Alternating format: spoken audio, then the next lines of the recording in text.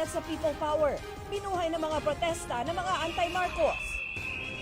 Mga pro-Marcos, nagtipon-tipon naman sa libingan ng mga bayani. Mga rallyistas sa US Embassy at mga pulis, nagagirian.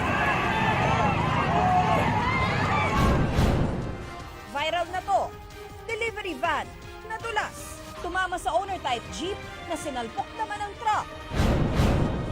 At pampagood vibes, ang dalagang hahamon kay Paulo Ballesteros sa makeup transformations. Abangan yan mamaya sa 24 Oras Weekend.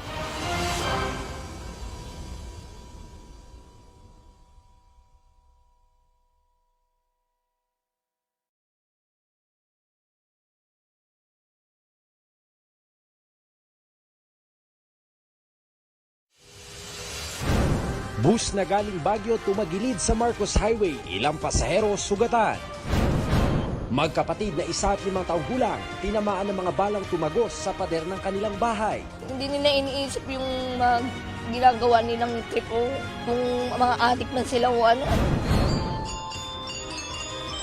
Panagbangagan float parade sa Baguio, dinagsa. Aldab, lalong pinaningning ang parada.